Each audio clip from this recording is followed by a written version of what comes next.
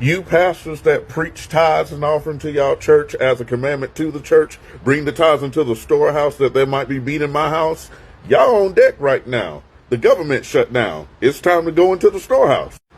All of my life, I heard about these storehouses that the people give into. But now we're in a time to go into the storehouse and help God's people. It's time for the church to have faith and help the ones who've been faithful to their churches.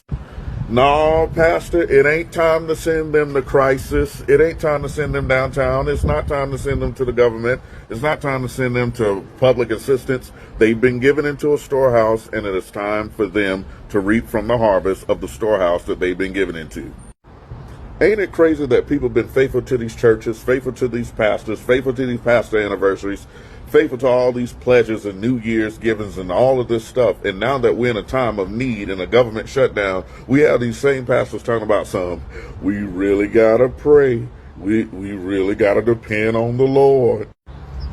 And then when you do want to help the people, you give them all this third degree, you give them all this paperwork and how much do you make and do you really have enough and do you really need it? But you don't put them through all that type of rigmarole when it's time to take their money, do you?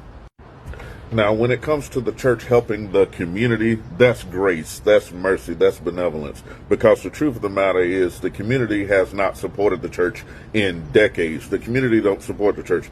The community supports the weed man. The community supports the liquor store. The community supports the scratch-offs and the Powerball. The community supports the beauty supply store. That's what the community supports. So when it comes to the greater community, we might do that by grace or by mercy or by benevolence. But when it comes to your church members, that's their right.